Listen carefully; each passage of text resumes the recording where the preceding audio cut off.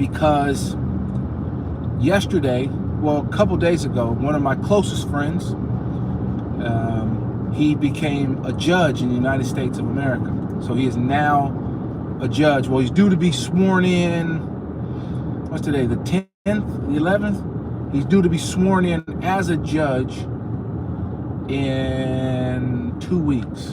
In 2 weeks' time, he's going to be officially a judge in the state of California. And it got me thinking, and this is the kind of conversation we've had, but I congratulated him. I'm very proud of him. It's interesting to see, man, I want to see these houses. Wow. It's interesting to see his progression through his career as the progression of his career has taken him from being, hey Carly, how we doing? It's taken him from, I've known Charles for I'll say his name, oops, but it doesn't matter. I've known Charles for 22 years now, and now Charles is going to be a judge. But his progression from college to attorney to judge, I've seen it from the very beginning all the way to where it's at now to becoming a judge. And it got me thinking about crime and punishment and stuff like that. So I wanted to share my thoughts on it because I just believe that the U.S. justice system, the criminal system, is a system that is, I don't want to say inherently corrupt. It's not necessarily corrupt. It's just unfair to poor and brown people, for sure. Over sentences people. And now that my friend is now going to be a judge, he's in the position of passing judgment against people. And I'm curious, he talked to me about it, and I said, how do you feel about that? And his words was, it's about representation. You bring your life experiences to the bench. So he's going to bring his life experience to the bench. And so I've known him for so long that I've seen different phases of his life. And I don't know what's wrong with this thing. We're in a dense area. It should be going in and out. I'm right outside of Darby. Like there should be set towers everywhere. But he's in a position where he's going to be passing judgment on people's lives. He could be sentencing people to life. He could be sentencing people to 5 years, 1 month, probation. He could be sentencing people just to a fine. I don't know, but we didn't really talk that much about like what he was going to do. I was congratulating him. I'm ultra proud of him. My dad reached out to him, told him how proud we are because it's a great accomplishment.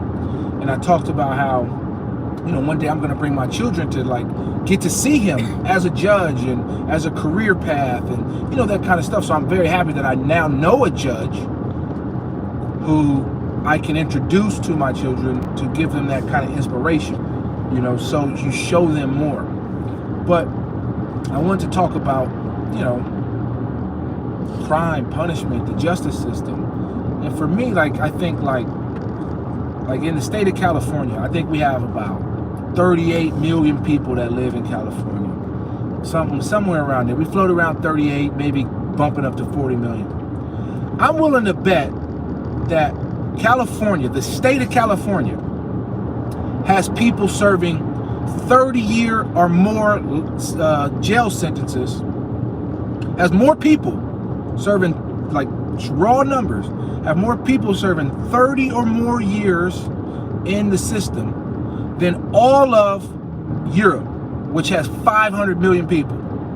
I bet you it has more people doing that kind of time. That's people who have life without parole. That's people who have life with parole. And that's people who have just 30-year sentence.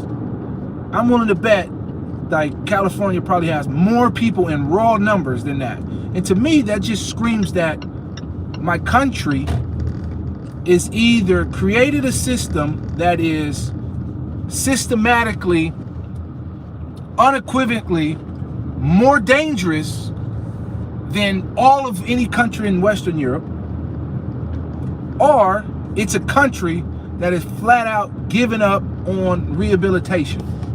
It just believes that all we should be giving is punishment, not rehabilitation.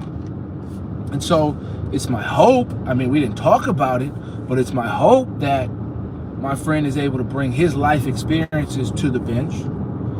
be able to see through that lens of how his own life experiences, you know, he skirted around some of the laws, and it's only by him skirting around it that he didn't find himself in front of a judge, you know, depending on what he has to judge and go in front of, you know, because I believe America passes out 20-year sentences and 30-year sentences like it's passing out Halloween candy to people, you know, like they're on the Oprah show and she about to give out a car to everybody. Like, that's how I view the American justice system. And it's just one of those things where it just begs the question, did we as America create a country, create a state, create a society within that society that makes the people more inherently dangerous and thus require 20, 30 plus year sentences? I think the answer to that is no. I think the answer to that is no. We're not more inherently dangerous or more inherently violent or more inherently break the law than any other country. Heck, there's people who comment all the time on my YouTube channel about these videos. I'm breaking the law right now by going live, even though I don't even read the comments. I just keep my eyes on the road. And, you know, but then we as a society in America give out 20, 30-year sentences. And I don't think my people, when I say my people, the American people or my people, are more inherently dangerous, more inherently violent, or more inherently prone to breaking laws that require 20, 30-year sentences than people in Western Europe are, than any British person, than any French person, than any German person. No. It's just that we as a society have said we want you, the poor, the brown, the black person, because when I say poor, that also includes white people, because like I say, I think the system in America inherently preys on the poor in America. And whether you're black, brown, yellow, or whatever, it traps you. And then you end up losing these cases and getting 30 years. Let me stop. We're getting ready to stop. Check out some of these comments. Exactly. There's only 60 people in the UK that have whole life tariffs, as you call. Hey, Carly, welcome back. That have whole life tariffs. 60 people. I guarantee you, in where my dad used to work in a prison in Chino, California. There's more people in that jail alone, in that one prison, serving life than all of the United Kingdom combined. All the islands around here. Don't even throw Ireland in there. There's probably more people doing whole life sentences in that. What's that going to cover? Some 80 million people. If we say the United Kingdom plus Ireland, we talking somewhere close to 70 to 80 million people, compared to a state with only 38 million people in it. It'll have in one jail doing more time than the whole country right around here. It don't make no sense. It's like we as a society have given up on people being rehabilitated in America. And it's scary. It's scary. It's really scary. And, you know, I'm congratulative to my friend. He's a very close friend of mine. You know, and I'm very proud that he's going to be a judge. You know, we talked about how, you know, what does that mean for your circle? You know, what does that mean for your conversations of people? You know, like now that you're a judge, you have to have a degree of, what do they call it? A degree of neutrality. And so, like, you know, like he could never see a trial of mine. Like if I had to come before him, he'd have to recuse himself. He could never try me as a judge. But then, you know, how does that change with the circle of people you need to hang around with? Like, does your tree have to shake and lose a lot of branches because you can't be associated with certain people? Like, you know, like are you ready? Like I was asking him, are you ready for that? Are you ready for that kind of change that can take place now that you've become a judge, which is which is usually looked upon as a very high level in the society. Like, how are you ready for that change and that dynamic that you're gonna have, you know? And he said part of it is like, hey, when he goes out, you know, I don't want nobody to know who I am or what I do, you know, don't want that. It shouldn't be that. So, you know, let me go look at these comments.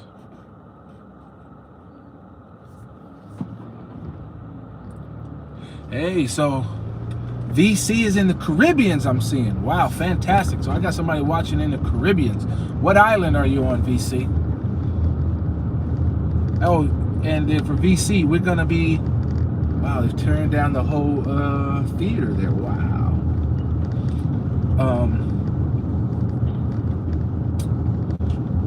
If I haven't said already, I'm back in the UK. Duh. I fly out Tuesday. But this video is just a chat about crime, punishment, just thoughts that was on my mind as I was thinking of my friend. I wanted to congratulate him. But then share just kind of my thoughts on like what that's like, man. You know, could you imagine if tomorrow one of your closest friends became a judge? What does that mean? What are your thoughts on, you know, most of us never have to go in front of a judge. I've been in front of several judges.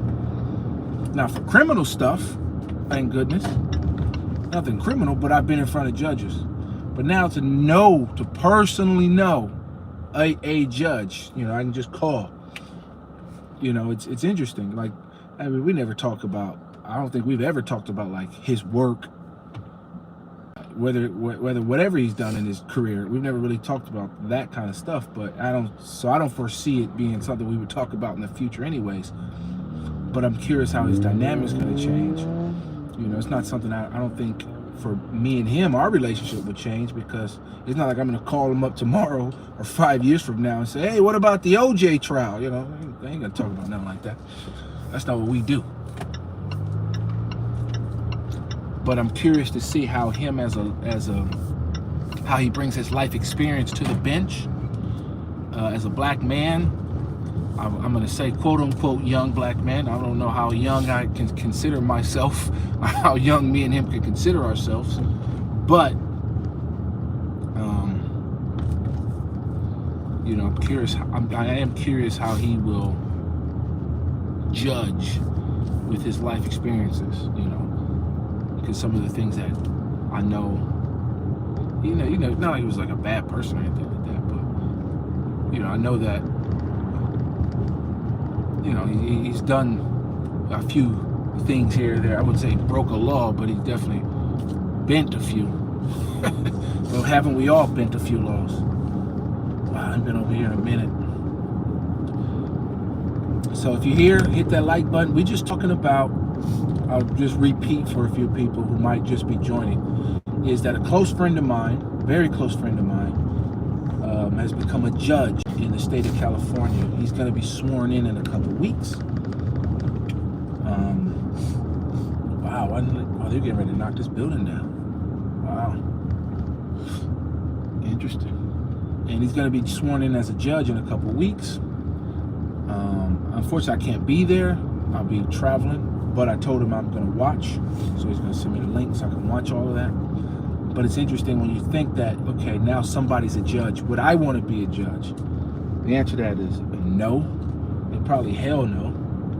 Because now I'm passing judgment on somebody's life, and now I have the opportunity to put somebody in jail for 10, 20, 30, 50, 100 years.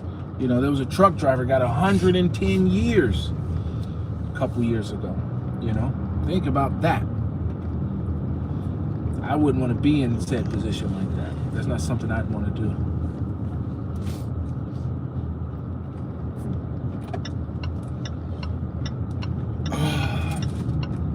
But for some people, that's what they aspire to be, inspired to do. And as I think about crime and punishment, and I mentioned it already in the beginning of the video, but I'm just rehashing it for those who might be joining now. It's just that, man, I used to work, you guys can't see, but I used to work in this building right here, right there. Man, it's been a while since I've been over here.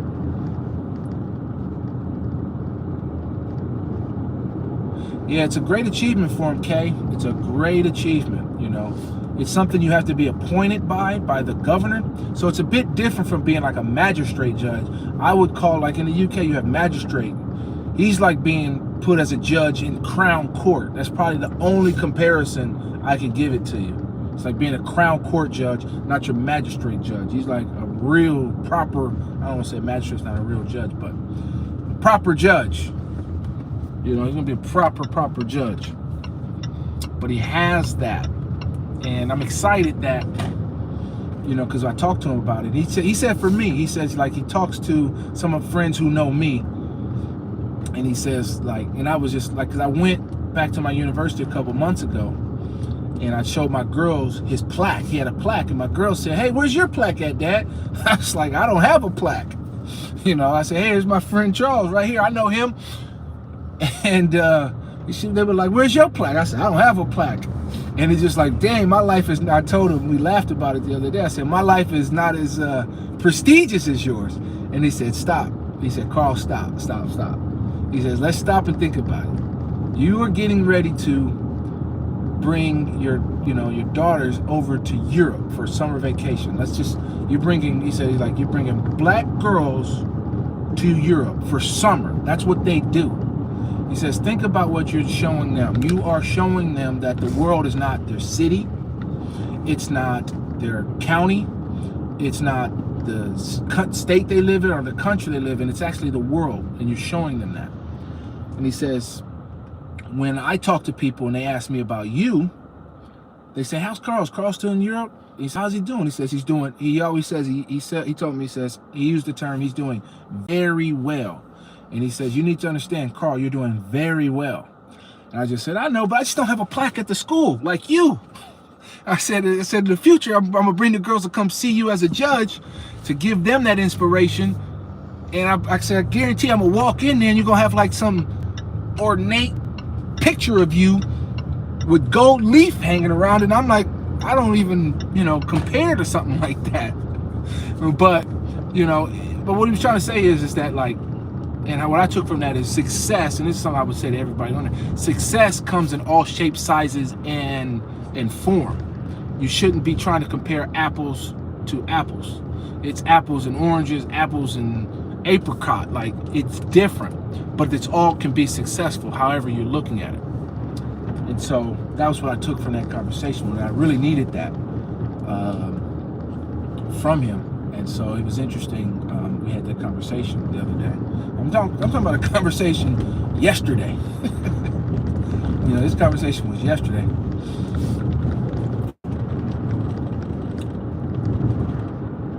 But and we talk. Like we said, we talk. Our conversation is never. Our relationship is not about work. We don't talk like that. Our conversation could be like, hey, let's go meet up to go. Me and him took a trip through Thailand a couple years ago. Where we did all kinds of stuff I can't mention on this channel. But it's like representation matters, and I'm really happy for him, really proud of him, because there's a story that we tell each other. He's like, my friends call me KI, so he was like KI. That's like, it depends on when you met me. That's how you call me. So a lot of my friends call me KI, or the champ, and either way, so they'll call me KI. And he was like, man, I remember like when me and you did the road trip to his law school just to go check it out. Like, it was just me and him. We road trip. He's like, hey, let's go do a road trip. Let's go check out this law school. And we there checking out the law school. And he told me yesterday, he's like, you remember that? And I was like, yeah, sure enough, dude. He's like, I remember you laying to me. You sitting there listening, and you just linked to me. He was like, man, look at this chick up, like I made a comment about this girl up there. I was young, come on, I was like 20. Give me a break, But I give a passing comment about some girl, and he's just like, he said he laughed about it because he says, we sat there, we supposed to be all serious, looking at this law school, considering this law school, and here you are, got your mind in the gutter 5 minutes after arriving. But I was there from the beginning. And yeah. But man, no, he's a sharp guy, man. A very sharp guy. I'll never forget my 21st birthday. It was me, him, and my dad.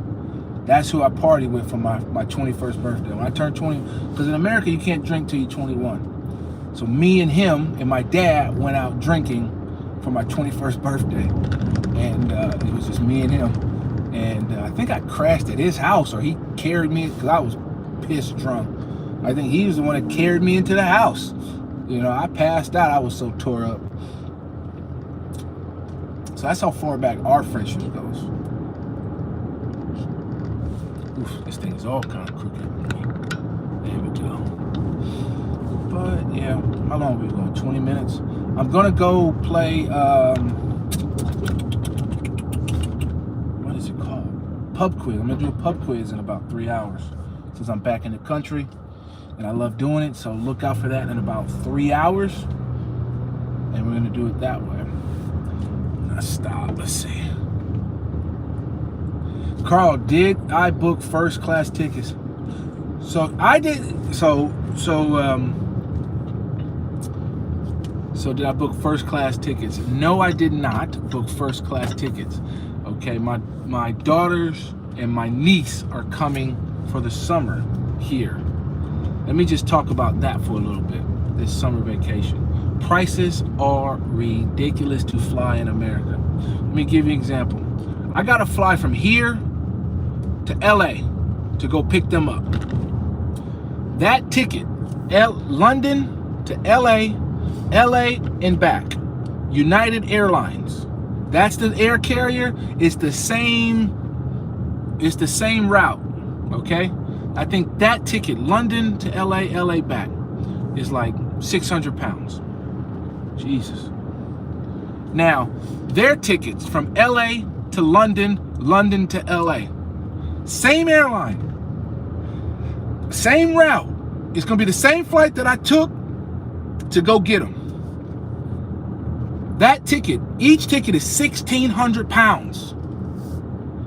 And I had to buy 4 of them. I had to buy 4 of them because their tickets and my ticket. Because I got to go from LA to London and then London to back. So I essentially bought 5 tickets for 4 people. But what I don't understand, I still can't understand this, is why the ticket from London to LA to back on United Airlines is 600 pounds. But then the flight on United Airlines that starts from LA to London, London to back is 1,600 pounds. It makes no sense. Somebody needs to make it make sense. I think that's a conversation for another video. But no, there's no first class tickets. Not when you got to spend 9,000 pounds for a summer vacation. I think that's the final figure just for those flights. We're going to Greece. We're going to Italy. We're going to Germany. So add up those tickets. I booked a villa in Greece. So I got a villa in Greece, private pool. I mean, I could have bought a house for what I'm spending for this summer vacation. I could have bought a house. It's a down payment on a house for the summer vacation. Trust me. So you know we can start doing the math and adding everything up. But 1,600 pounds for these tickets from LA to London, London back. 4 of those. Plus my ticket from London to LA and LA back. So there's that one.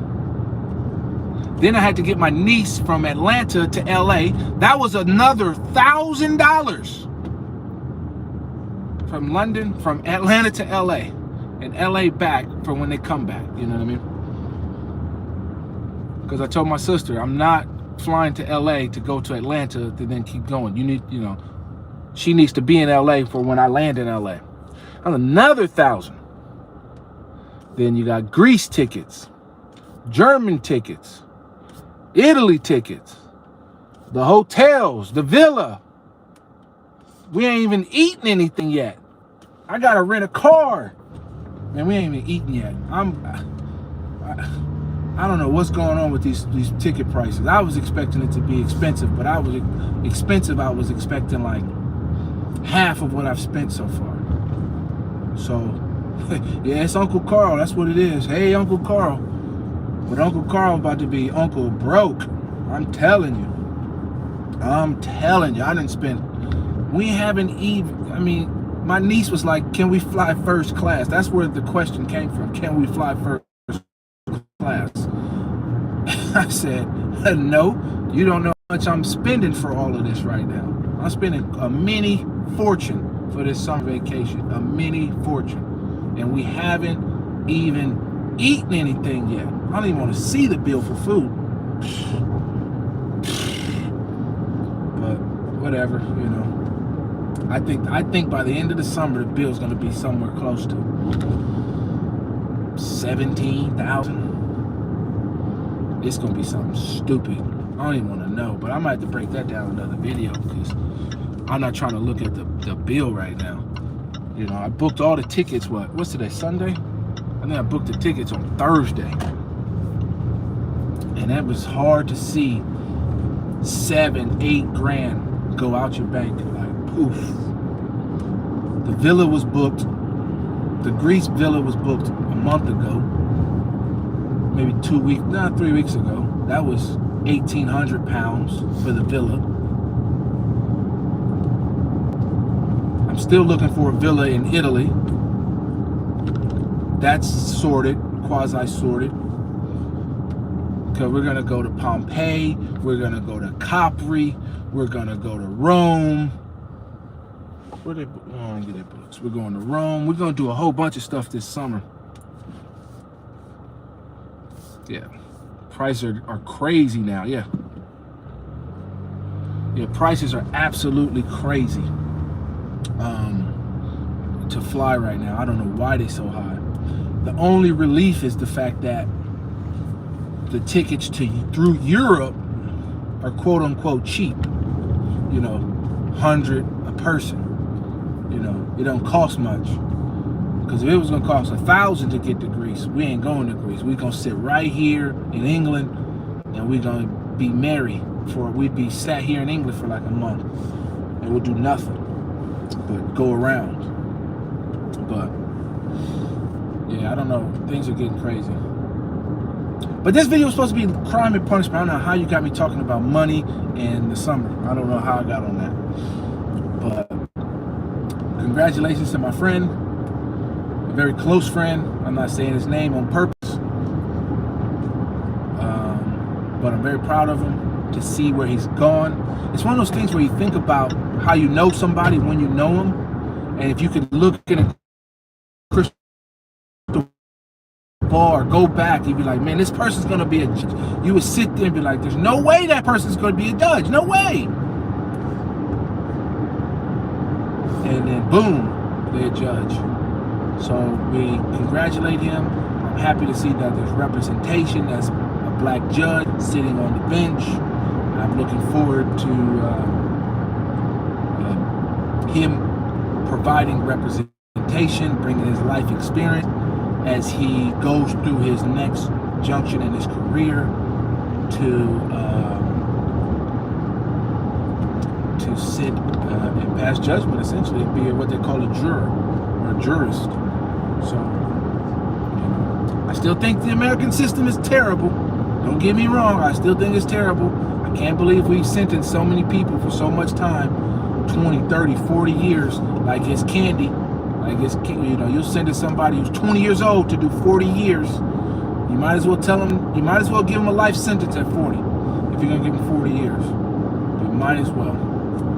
So that's the one, you know, I really just dislike the American justice because it's a third option, but I just see it two ways. A, we've made a society in America that's inherently more dangerous than all of the Western countries in Europe. Or B, we've given up on rehabilitation. Maybe there's a part C, maybe there's a third option, I don't know. But to me, there's two ways to look at it. And A, I don't think America is the people are more inherently dangerous, violent, breaks laws. I don't think so. I think we've just criminalized so much stuff in America and then punished So that's my view on the criminal justice system and the law in America. And congratulations to my friend. You know, what do you guys think? Do you think America is more inherently, the people are more inherently dangerous, violent, breaks laws, and requires long sentences than all of 500 million people in Europe, especially in one state? We can look at one state, California, 40 million people, less than 40 million people, and have more time, longer time than everybody in an area of people. What do you guys think? That's what I want to know. Am I wrong for thinking that? Am I crazy? Am I crazy? Or do you agree with me? That's what I want to know.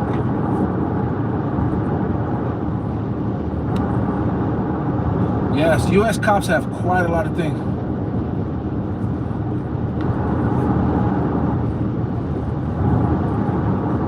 Yeah, the RICO case, yes, RICO is crazy. Because you're right, anything that can be 99%. Now, well, you say a RICO. Now, I do know what a RICO case is. Now, let's be clear, they don't do a RICO. That's the federal government that charges you with a RICO.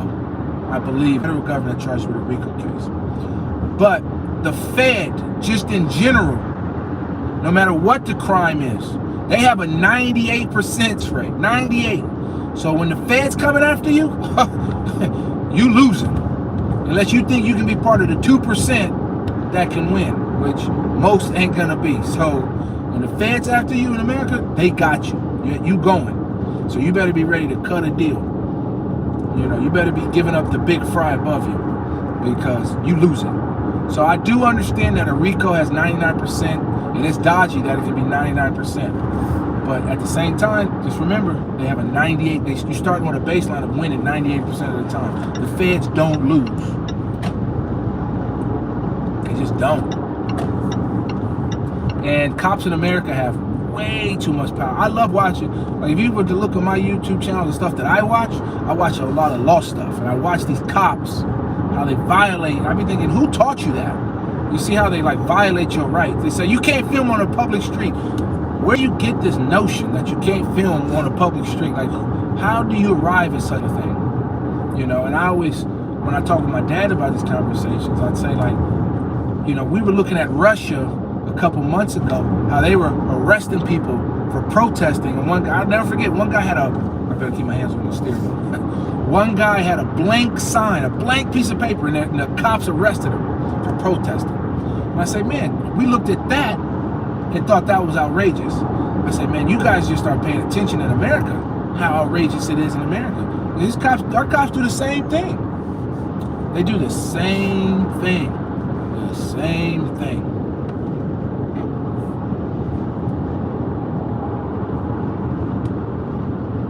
Yeah, if the system was more equitable, that's a good shout. Is the system in America equitable enough? And because of its this is going to be a tongue twister. Or is it because of its inequability, it creates more crime? You know, and my friend who's now going to be a judge, he said this. He says, you know, I bring my life experiences to it. And you have to remember that I'll be looking and I'll see, like, you know, this person comes from a lower, he used the equivalent of like the train tracks. If you only put judges on the bench that come from one side of the train tracks where all the lawns are green and manicured and big houses, and then all they ever do is deal with people that come from the other side of the tracks where everything isn't that great, you know, there's a reason why. And you need to take all of that kind of view into consideration. And I was happy to hear him say that, because that's kind of my view. I think I've got off on the wrong way. Yeah, I did. I need to go down one more. Yeah, I do watch Indisputable. I watch them as well. Dang it. Can I turn? Yes, I can. Let's see here. I think I took the turn too sharply. 1 second. guys. Indisputable. Yeah, I think that's the guy with the black lawyer on there with the tiny thin freaking mustache.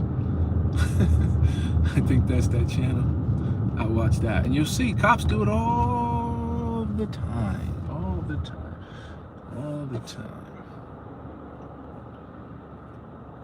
Yes. Now here's one thing. My mom works in the now I'm getting really into my life. My mom in the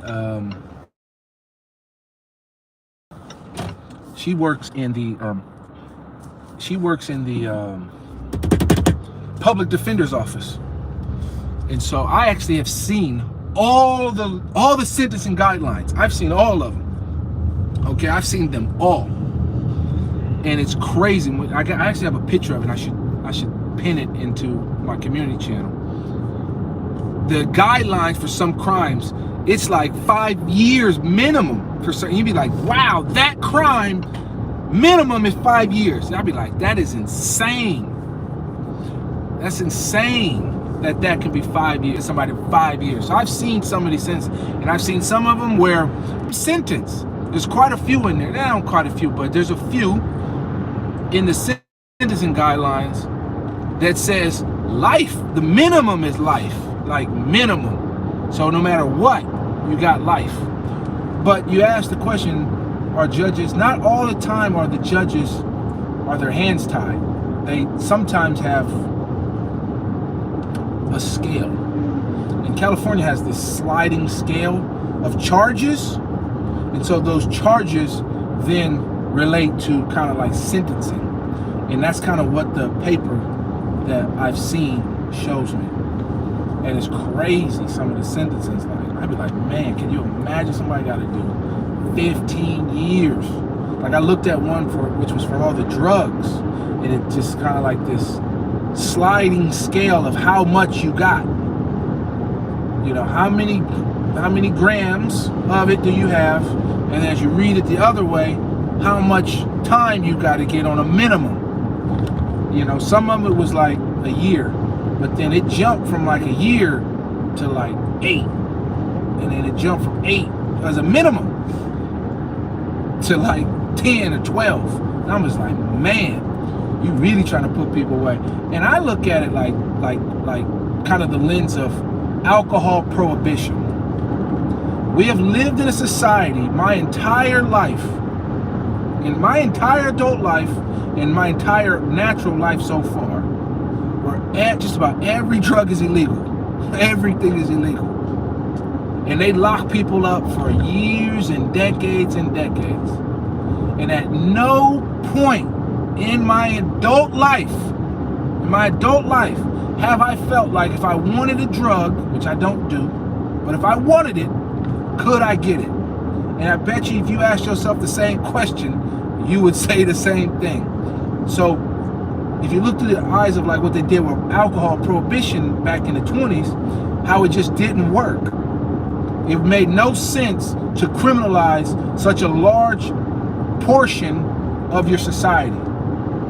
And we've done that with a lot of crimes. We've criminalized a large portion of society. You know, and thus then you create the cycle. You know, you create the cycle. I've been, you know, like the last couple of days I've been telling this little joke about these the housewife guide of 1955. Like I saw this thing on TikTok yesterday and the day before. And I sent it out and I said, yeah, this is how all women should be. And you read this stuff and it's just like it's asinine to think about how that's how they wanted you to be. And I just tell you that's a tongue in joke, but it was true. That's what they wanted at the time. But I say, I'm like, can you imagine like if society was like that? You know, we've moved from a society like that, but then criminalized everything. I don't know what point I was trying to make with that. I think I got off tangent. But, you know, I don't believe prohibition works. You know, I just flat out, I just know it doesn't work. We've lived in my adult life, your adult life. Prohibition doesn't work. So criminalizing everything somebody does doesn't work. It ain't got no drugs off the street, period. There's more drugs now than there were when they started in the 80s, period. When they started in the 70s, more drugs now than there was then. So why are we locking up so many people for such long sentences? We need to do a course correction when it comes to criminal law, whether it be in America, whether it be in this country. Let's not forget, I don't smoke weed. I don't smoke marijuana. I don't do any drugs. You know, it's not like I never tried, but I don't do any drugs. But I still don't think that it should be illegal. You know, you know, when I go to California, it's legal. And at no point in time do I plan to ever smoke it. It's just not a thing I'm gonna do. I don't want to do it, I don't like to do it. So why are we criminalizing it? It ain't working. We're locking people up. And even in this country, here in England, it's illegal. For what? Why is it illegal? Because the international community continues to classify it as a Class A. Why? It ain't gonna work. You ain't gonna ever stop it. You ain't gonna never get rid of it. There's gotta be a better way. You know, sentencing people for 10, 20 years is not the solution. It ain't it. It ain't it. It ain't it. And I don't know who, I mean, I do know who. It's going to take the people we put in power to change this type of stuff. Because locking it ain't the answer. It just isn't it. It just is not the answer. Am I crazy? Am I wrong? What do you think? Hit that like, hit that thumbs up button. Tell me, am I crazy? You hit the likes up button. Smash the like button. Jesus, I'm sweating.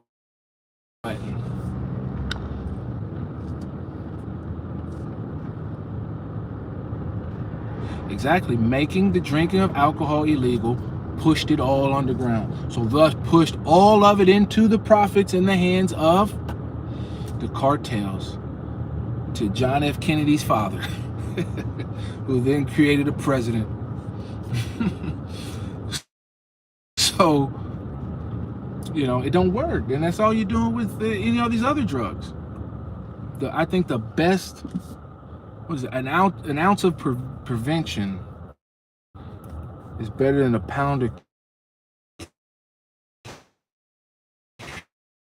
cure. I wonder, is that the right way to put it? Let me turn here so I can stop. In a second, let me see. They pull up and park right here. Car's officially in park, so I don't want to hear nobody talking crap on the YouTube channel about me driving and stuff. I'm parked. Let's see, making the drink of alcohol illegal pushed drinking into the shadows, which made it more attractive, more cool. People enjoyed all the coolness of the secrets. Exactly. You should get a gym membership to lose the weight, though. That gotta be somebody I know. That gotta be somebody I know.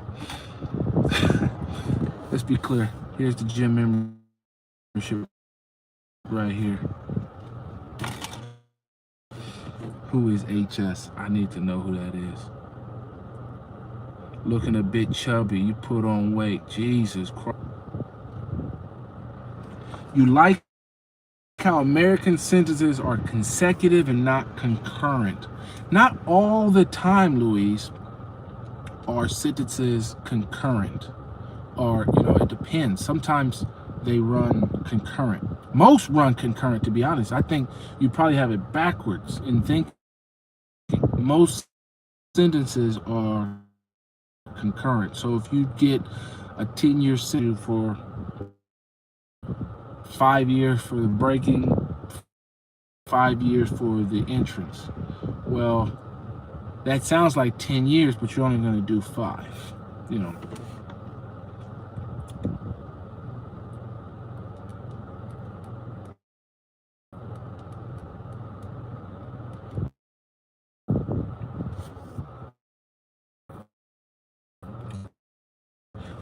Who is HS? I gotta find out who HS is, because they hiding, boy.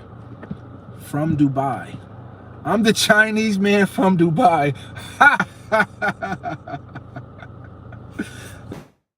I'm the Chinese guy from Dubai. Man, that's funny. That was a true story, man. That was pretty crazy. the Chinese dude from Dubai. He literally went like this too. He said, would you like a massage?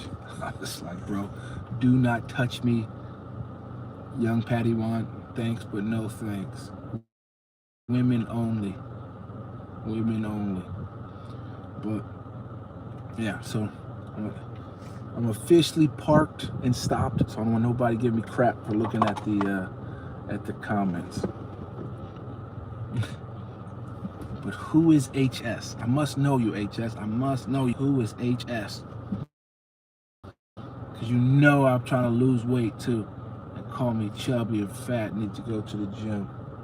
That hurt. I got a real tear now. I got to do that because you never know when people come on the video. So this video was as a judge, and I'm very proud of him. And it got me thinking about crime, punishment, what law is like, you know, what's going on in America. Are we into criminality? And that's why the society of America has 25% of the prison population. And is that it? Have we created a society in America that is more inherently dangerous? Or B, we have a society given up on the idea of rehabilitation. So thus we just want punishment. So we've created a system that punishes and locks people up for 20, 30, 40 plus years. I know you're the man from the sauna. I know you just told me. When am I coming back to the sauna? I'm so happily I finally tracked you down, Mr. Carl. Yeah, I bet you finally have tracked me down. Yeah, I bet. You're giving me PTSD when it comes to the sauna guy in Dubai. What's funny is when I was in Dubai, when was I in Dubai? A week and a half ago? Yeah. The hotel I was at had a spa. It had a spa place, but it was extra, and I ain't paying extra. I just told him, I said, if you'd have put it in the price of the hotel, I'd have came in here. I went and looked and stuff, but I was like, it was really nice. But I said, no, since it ain't in the price, I ain't coming in, I ain't paying no extra. These drinks is already costing too much. But I thought about it, I was like, man, what if I went in there and the Chinaman was in there? That'd be so crazy. But that's not the point of this video. So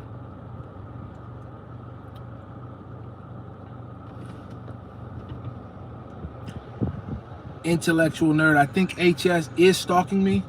I'm convinced HS actually knows who I am, and he's actually, I don't really know who HS is, but I'm convinced he knows who I am, and thus is making fun of me because he knows I want to lose some weight, because he knows how sensitive I am about my weight right now. But it's okay. It's okay. It's okay. But yeah, it's good to be back in England. Nice gray day. I mean, it's partially cloudy. Not the sunniest of day. But it's good to be back. I need to get a restraining order. I need to get a restraining order. But listen, guys, I am about to call this one a quits right now. I will see you guys in 2 hours and 30 minutes when I go live at the British pub quiz, which should be a whole host of fun. So stay tuned to that. And with that one, we'll see you there. It's been 50 minutes. Thank you for riding with me. I'll catch you in the next video. As always, peace. Oh, you're down in Devon, Andrew. Hello from Devon. Peace, Louise. See you in a little bit. Thank you, Andy. Good luck. I'm going to shout at everybody that says something before I hang up. Hang up like it's a phone call. Andy Williams says, bye, Mr. Carl from HS. Bye down to you too. Have a good day. Now the numbers are going up and I'm trying to end it. Cheers, Andrew. Have fun in Devon. Come join us at the pub quiz in about 2 hours at 8:30 GMT. Thank you, Kay Davis. Thank you. Come join us at the pub quiz in 2.5 hours. Cosmo de Medici. Get in sunny Cornwall. I've been down to Cornwall. I love Cornwall. It's really nice, actually. I usually go to Newquay. So have a good one. De Medici. Medici is like medicine. See you at the quiz, Damien. Thank you. Come ready. Bring your brain. We will need it. But the numbers keep going up. All right, that's it. No more shout outs. You guys aren't leaving. Bye now.